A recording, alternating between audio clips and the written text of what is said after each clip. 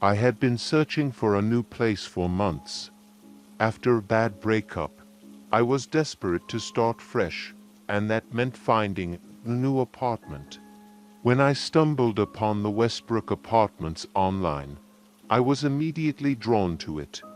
It had a classic charm, with its red brick exterior and wrought iron balconies, and the rent was affordable, almost too affordable for the city. I didn't question it, though. I was more than ready to sign the lease and move in. The apartment itself was spacious, a two-bedroom on the top floor, with large windows that let in plenty of light during the day.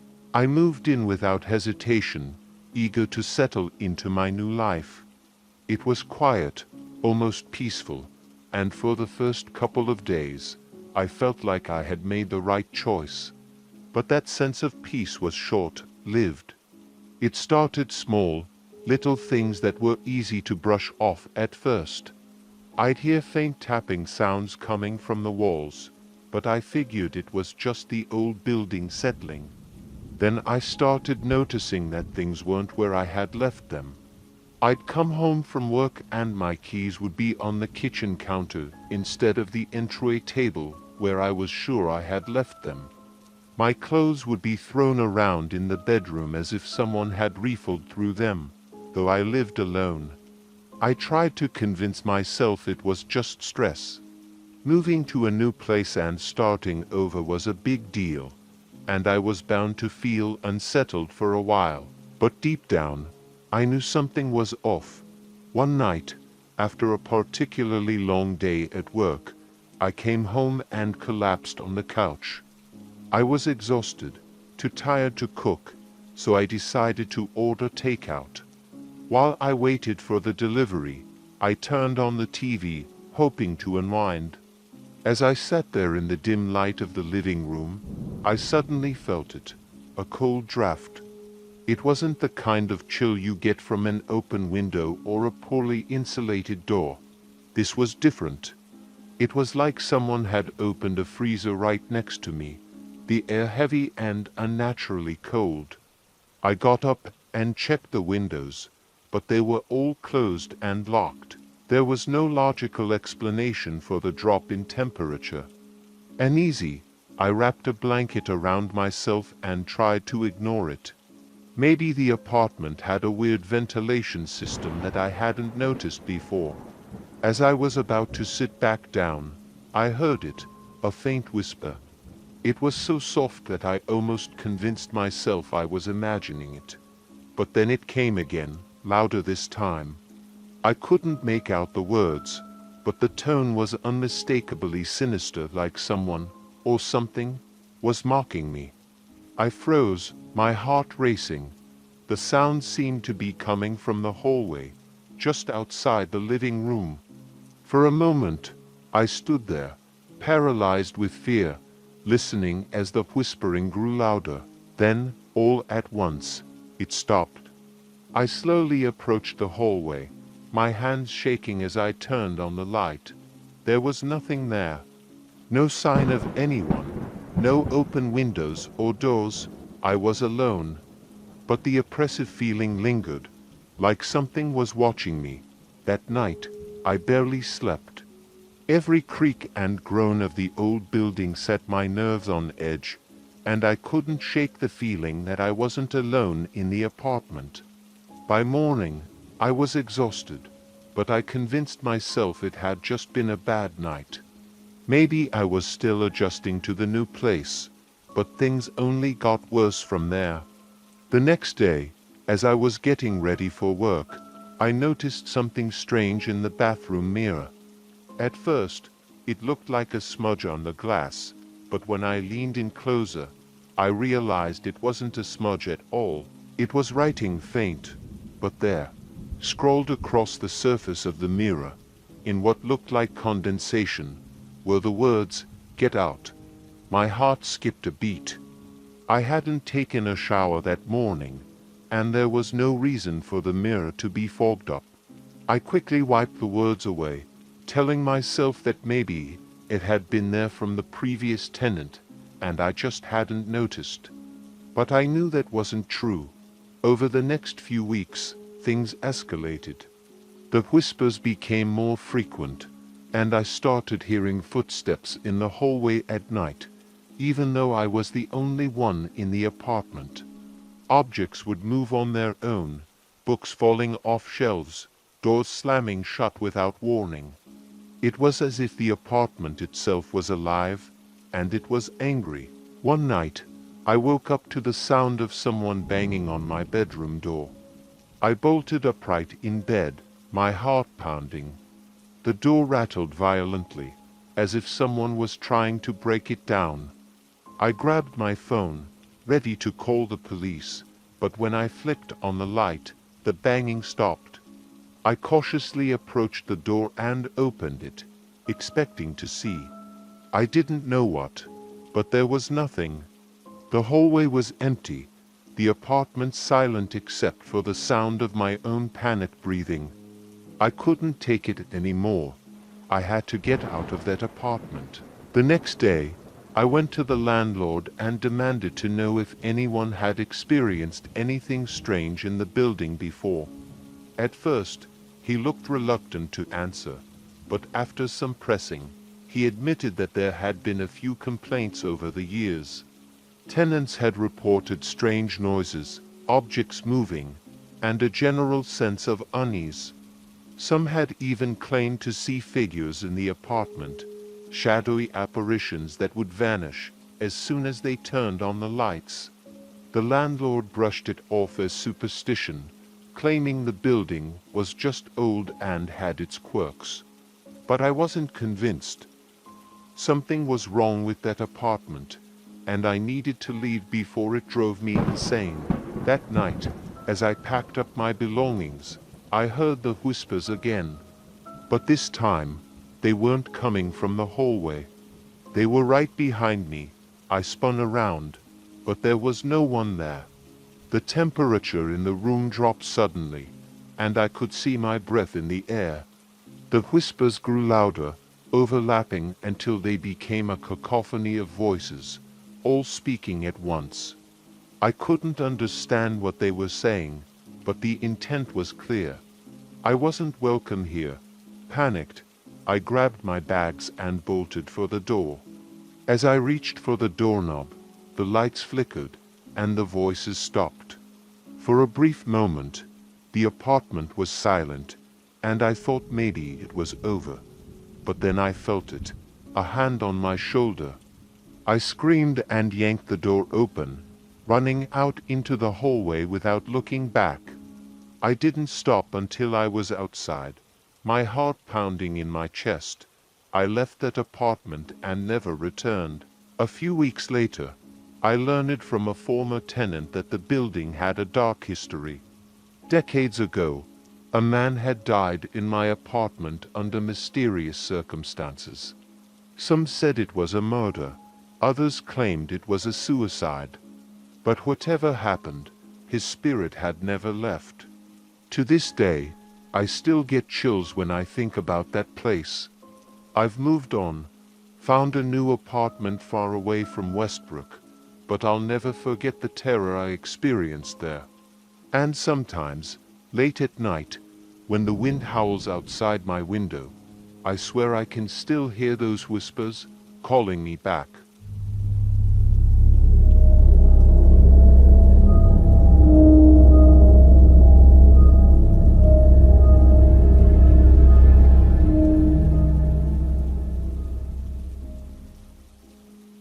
After living in crowded apartments for years, I was ecstatic to finally rent a place of my own. It was an older building downtown, worn but filled with character. The rent was shockingly affordable, especially for a two-bedroom unit in the heart of the city. The realtor mentioned that it had been vacant for a while, but I didn't mind. I liked the idea of having something fresh, a space that I could truly make my own. The apartment, with its high ceilings, arched doorways, and ancient wood floors, felt timeless. My friends helped me move in, and by the time the sun set on my first night, I was already feeling at home. There was an undeniable charm to the apartment. But as I unpacked boxes in the dimly lit living room, I noticed something strange. There was a chill in the air, the kind that seemed to seep into my bones. I shrugged it off, thinking the old building was just drafty, and I cranked up the heat. A few nights later, I had a nightmare. I dreamt that I was wandering the apartment in the dark, unable to find my way back to my bedroom. In the dream, the layout of the apartment kept shifting, doors appearing where they shouldn't be and hallways leading nowhere. I woke up drenched in sweat, my heart pounding. I shook off the dream, but something about it stayed with me. As I settled into my new life, things around the apartment started to feel off. It was subtle at first. I would hear faint footsteps above me, despite living on the top floor. Sometimes, when I was in the kitchen, I'd catch a glimpse of movement out of the corner of my eye, but when I turned to look, there was nothing there. The strange occurrences were easy to ignore at first. I rationalized everything. The footsteps could be creaks in the floorboards, the shadows just tricks of the light. But then, things started to get more unsettling. One night, I was reading in bed when I heard a soft knock on the wall. It sounded like it was coming from the other bedroom, which I used as a storage space. I froze listening. The knocking came again, more deliberate this time, as though someone, or something, was trying to get my attention. I threw off the covers and padded down the hall to the other bedroom. When I opened the door, the room was empty. My boxes and suitcases were scattered around just as I had left them. But the air in the room felt wrong, thicker, colder, and oppressive. I quickly shut the door and went back to bed, trying to convince myself that it was nothing.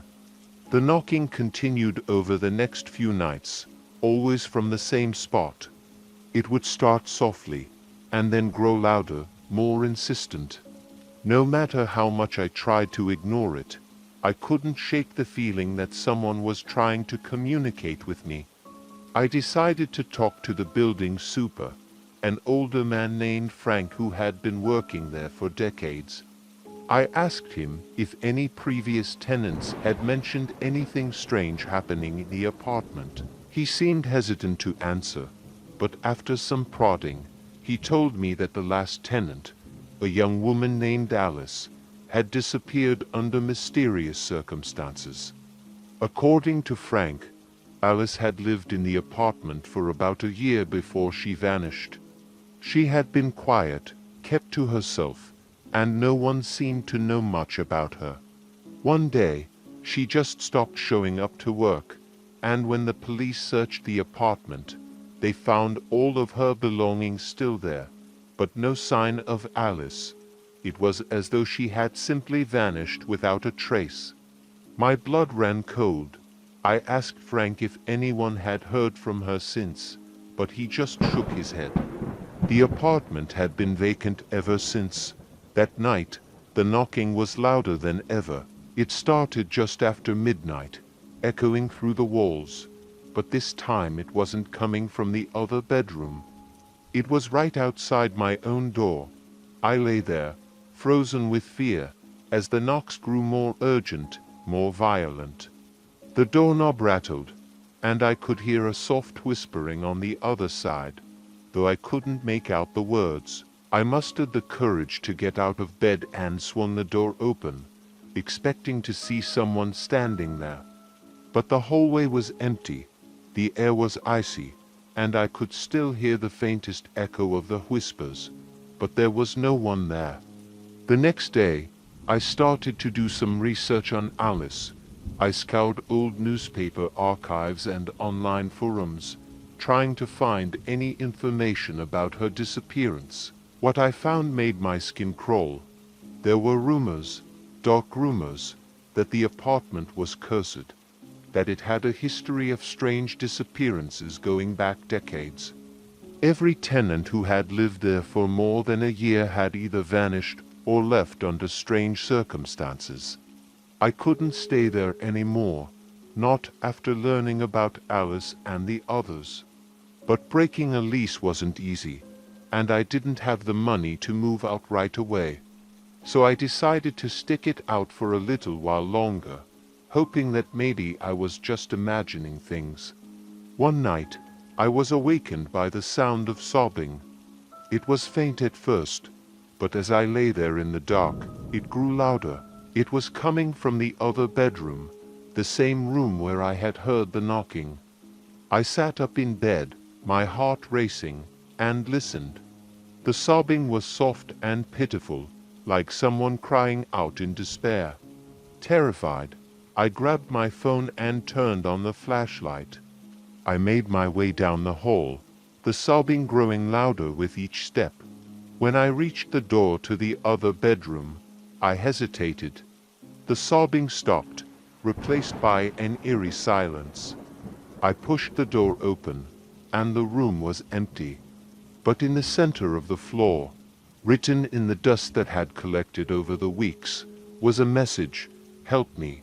I stumbled backward, my hands trembling. There was no way anyone could have written that. The door had been locked, and I was the only one with a key. But the message was clear. Someone, or something, was trapped in that apartment.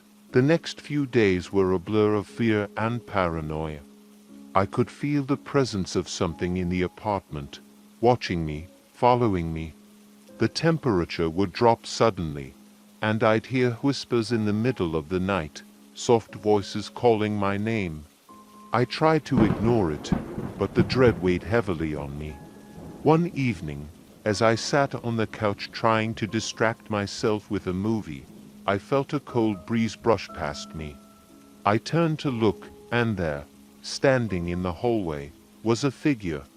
She was pale, with long dark hair and hollow eyes, her clothes tattered and dirty. It was Alice. I knew it instinctively. She stood there, staring at me with a look of desperation on her face. Her lips moved, but no sound came out. I tried to speak, to ask her what she wanted, but my throat felt tight, and I couldn't get the words out. Alice took a step toward me, her hand outstretched as if begging for help.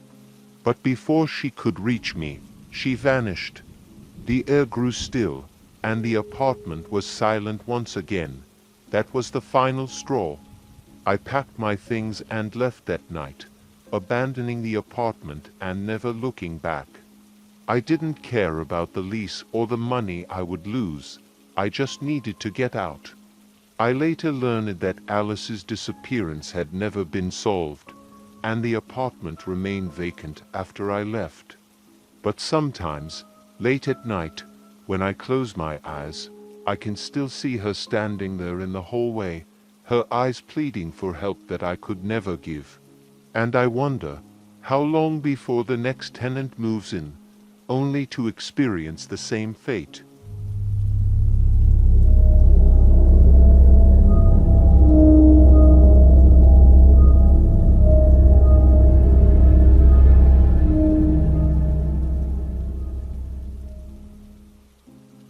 I've worked as a food delivery driver for several years now. Most of the time, it's an easy gig. I get to drive around the city, meet all kinds of people, and make decent money on tips. But last year, I had an experience that shook me to my core, one that made me question everything I thought I knew about the neighborhoods I frequented. It was an unusually quiet Friday night. Normally, weekends meant non-stop orders, but things were slow that night. I'd completed a few deliveries already, and the evening was dragging on. That's when an order popped up for a delivery to a place I had never heard of.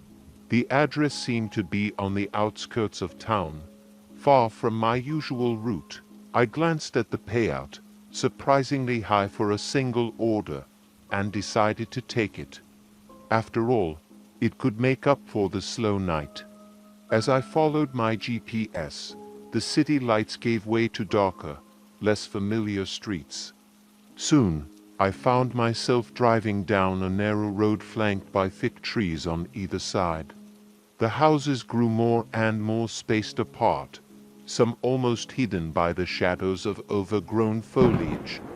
My unease began to grow as I continued down the road, the eerie quiet unsettling me more than I cared to admit. Eventually, I arrived at the address, a large, old-fashioned house sitting at the end of a gravel driveway. The house looked like it had been abandoned for decades. The paint was peeling, and the windows were so dark they seemed to absorb the moonlight. There were no cars in the driveway, and no lights on inside. I parked the car and checked the order again. It was definitely the right address. Feeling a little nervous, I grabbed the bag of food, double-checking the contents. 2 large pizzas and a few side items, standard fare. As I approached the front porch, the boards creaked under my weight, and the sound echoed in the still night air. I rang the doorbell, but no chime came from inside. I waited for a few moments before knocking on the door. My knock was met with silence. I turned to leave, ready to mark the order as undelivered, when the door slowly creaked open behind me. I froze. There had been no sound of footsteps, no one approaching the door from inside. My heart started to race as I turned back, half expecting to see an empty doorway. But there was someone standing there. It was a man, tall and gaunt, dressed in an old-fashioned suit that looked like it hadn't been cleaned in years. His face was pale, almost sickly, and his eyes were sunken into his skull. He gave me a weak smile, though there was no warmth behind it. "Sorry for the wait," he said, his voice low and hoarse. "Please come in. Come in. That wasn't part of the deal." Deliveries were always done at the door. Still, I didn't want to be rude, and something about the man's eyes seemed to compel me to obey. Hesitantly, I stepped into the foyer. The inside of the house was worse than the outside. The wallpaper was peeling, and there was a musty smell in the air, like the place hadn't been aired out in years. Dust covered every surface, and the dim light from a single overhead bulb barely lit the space. It was cold, unnaturally cold for that time of year. "You can set the food on the table," the man said, gesturing toward a large wooden table in the center of the room. I did as he asked, setting the pizzas and sides down carefully, trying to hide my growing discomfort. Something about the whole situation felt wrong, but I couldn't put my finger on what. As I turned to leave, the man stopped me. "Wait," he said. "You haven't met the others yet." "The others?" I asked, confused. "Yes," he replied, his eyes gleaming with an unsettling intensity. "They're in the back room. They've been waiting for you." A cold chill ran down my spine. Every instinct in my body screamed at me to leave, but my legs felt frozen in place. The man gestured toward a door at the far end of the hallway, and before I knew what I was doing, I found myself walking toward it. My hand trembled as I reached for the doorknob. The door creaked open, and I stepped into the room. At first, I couldn't see anything. The room was dark, with only the faintest sliver of light seeping in from the hallway behind me. As my eyes adjusted to the darkness, I saw them, the others. There were 3 figures sitting at a long, dusty dining table. Their clothes were tattered and old, and their faces were gaunt and pale, much like the man who had answered the door. But something was terribly wrong. Their eyes were hollow, dark pits, and their mouths hung open in silent screams. They were completely still, like statues frozen in time. I stumbled backward, my heart pounding in my chest. The air in the room felt thick, suffocating. I needed to get out of there, now. As I turned to leave, the door slammed shut behind me, plunging the room into complete darkness. Panic surged through me as I fumbled for the doorknob, but it wouldn't budge. The air grew colder, and I could hear a faint whispering, like dozens of voices speaking all at once, too quiet for me to understand. Suddenly, the whispers grew louder, more insistent. I could hear them all round me, pressing in from every direction. My breath came in shallow gasps as I felt something brush against my arm, something cold and clammy. I recoiled, stumbling into one of the figures at the table. Its skin felt cold and leathery, like it had been dead for a long time. In a blind panic, I slammed my fist against the door, desperate to escape. The whispering grew louder, more frenzied, until it felt like the voices were screaming inside my head. I could feel hands grabbing at me, pulling me back into the darkness. Just as I thought I was going to be consumed by whatever was in that room, the door flew open, and I stumbled out into the hallway, gasping for air. The man was standing there, watching me with that same unsettling smile on his face. "Thank you for delivering the food," he said calmly, as though nothing had happened. "The others appreciate it." I didn't respond. I couldn't. My legs felt like jelly as I stumbled toward the front door, desperate to get out of that house. I didn't stop until I was back in my car, my hands shaking as I fumbled to start the engine. I sped away from the house, not caring if I was breaking any traffic laws. My mind raced as I tried to process what had just happened. I didn't stop driving until I was back in the city, surrounded by the comforting glow of streetlights and the sounds of life. I never reported the incident. I couldn't. Who would believe me? I wasn't even sure if I believed it myself. But every now and then, when I'm out on a late night delivery, I'll think about that house and the figures in the back room. And I wonder if they're still there, waiting for their next delivery.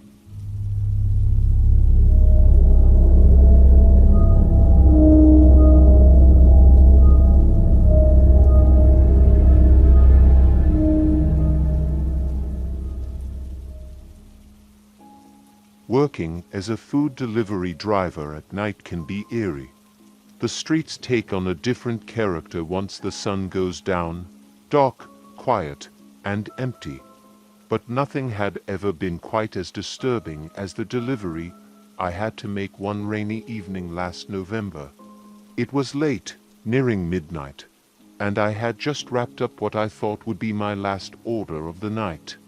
The rain had picked up, slapping against my windshield in heavy sheets, making it hard to see the road ahead. I was getting ready to head home when an order came in for a place across town. It was a good, paying delivery, with an extra tip attached, so despite my exhaustion, I figured I'd give it one last go. The destination was located in a part of the city that was unfamiliar to me. The kind of place you'd only go if you had a specific reason.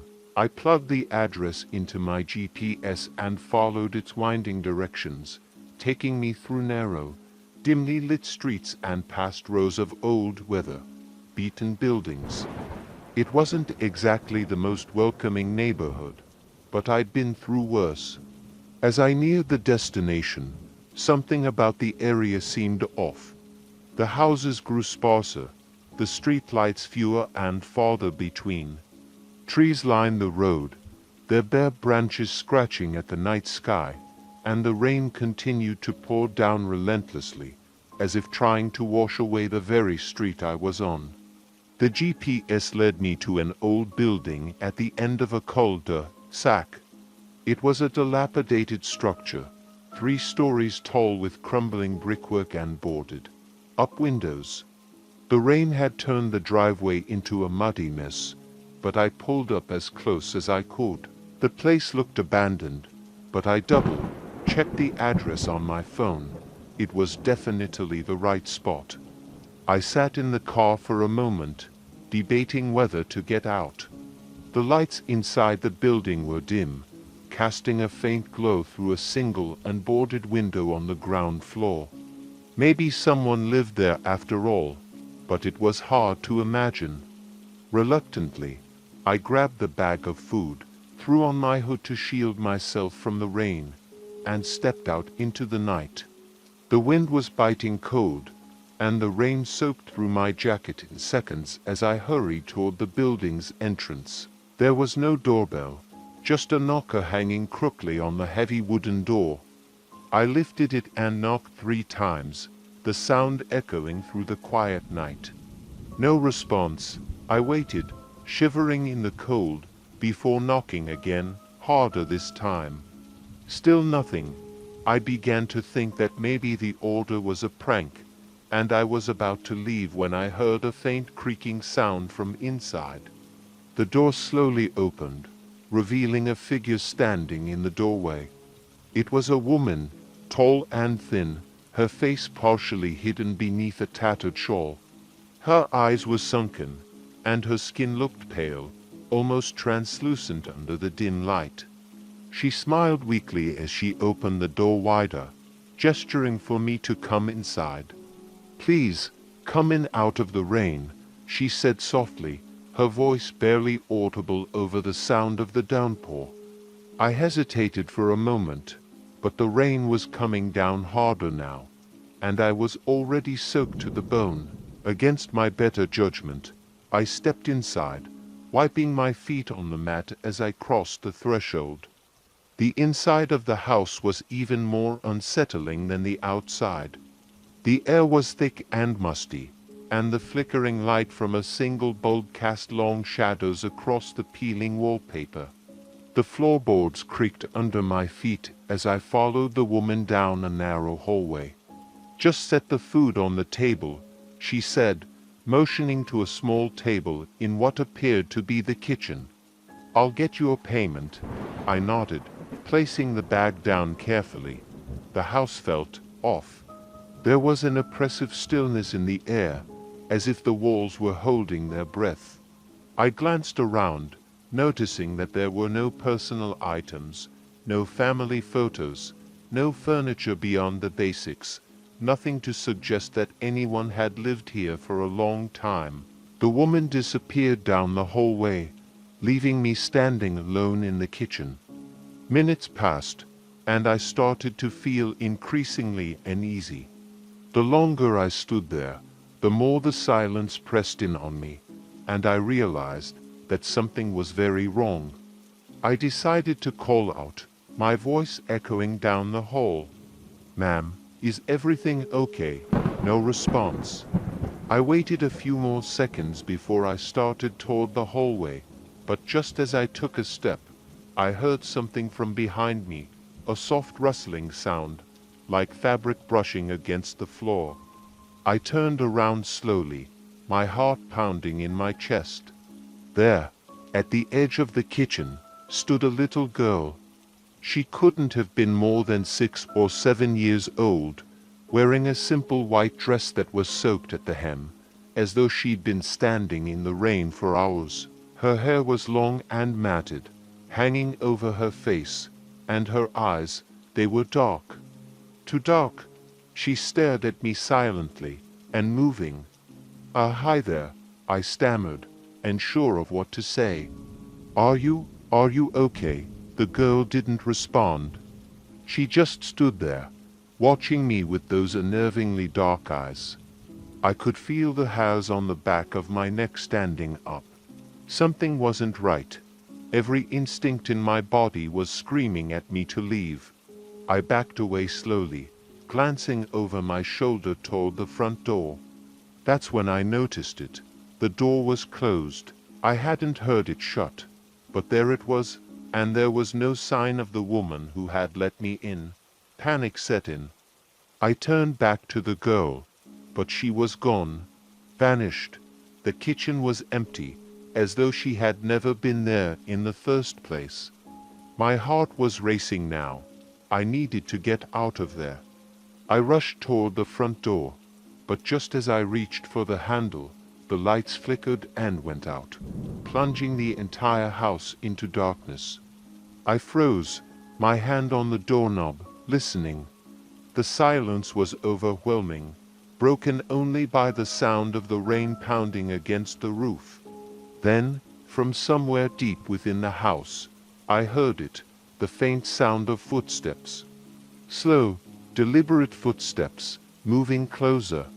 I yanked the door open and bolted outside, the rain drenching me as I ran for my car. My feet slipped in the mud, but I didn't stop.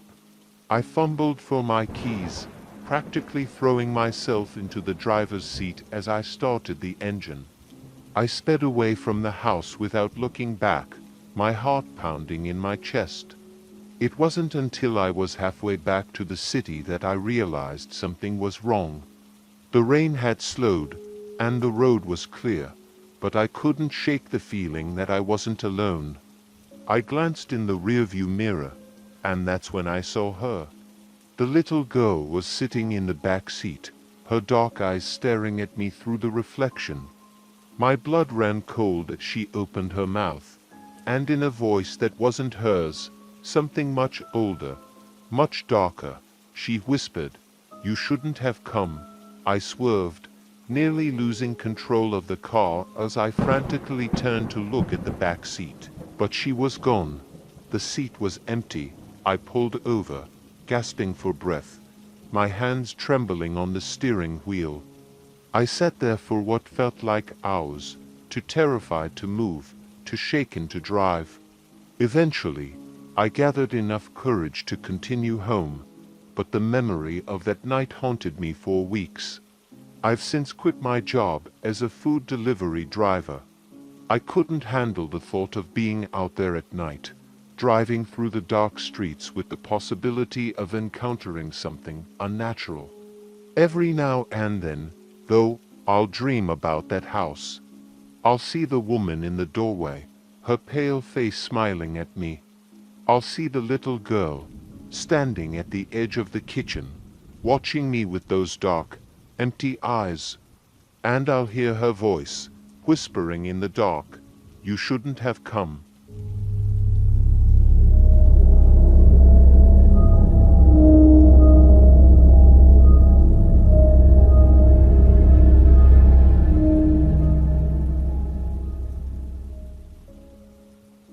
It was my first night working as a security guard at a high-rise apartment complex downtown. The building was sleek and modern, the kind of place where residents paid thousands of dollars a month for high-end amenities and a sense of security. I had always worked day shifts in smaller, less glamorous locations, but this was my first real big-time security job, and I wanted to make a good impression. The night shift wasn't bad, at least not at first. The lobby was spacious, with polished marble floors, a huge crystal chandelier hanging above, and soft music playing in the background. There was something calming about the stillness of it all. The residents were mostly young professionals, the kind of people who kept to themselves, and it didn't take long for them to go quiet for the night. My job seemed simple enough: watch the security cameras, patrol the halls, and make sure everything stayed peaceful. I sat at the large security desk that dominated the center of the lobby, surrounded by a wall of monitors that showed live feeds from every corner of the building. Hallways, stairwells, parking garage, you name it, I could see it. My shift started at 10 p.m. and would run until 6 a.m. 8 hours of calm, I figured, with little more to do than sip coffee and stay awake. The first few hours were just that, quiet. I went on a couple of rounds, walking the pristine, carpeted hallways and shining my flashlight into the occasional dark corner. Nothing seemed out of place, and the residents were either asleep or out for the night. Around 1 a.m., I returned to the desk, poured myself another cup of coffee, and settled in to watch the monitors. The soft hum of the security equipment, combined with the low background music, was almost lulling me to sleep when something caught my eye. One of the cameras in the basement, near the utility rooms, showed a flicker of movement. It was quick, barely noticeable, but enough to snap me out of my sleepy haze. I leaned in closer, staring at the screen. The camera feed was grainy, and the lighting in that part of the building wasn't the best, but I could have sworn I saw someone moving just out of view. I frowned, glancing at the logbook. No maintenance was scheduled for the night, and the basement wasn't exactly a place residents would wander into. It was mostly storage units and the maintenance offices. Curious, I grabbed my flashlight and headed toward the service elevator that would take me down to the basement. The elevator ride felt slower than usual, the silence thickening the further down I went. When the doors slid open, I stepped out into the dimly lit hallway. The air down there was cooler, with a slight musty smell that reminded me of damp concrete. I walked slowly, my footsteps echoing in the narrow space, as I headed toward the camera's location.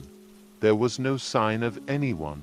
I shined my flashlight down the length of the hall, sweeping the beam over the metal doors of the storage units and the occasional utility door. Everything looked normal. I was about to turn back when a soft, barely perceptible noise reached my ears. It was coming from one of the storage units, a faint scraping sound, like metal against metal.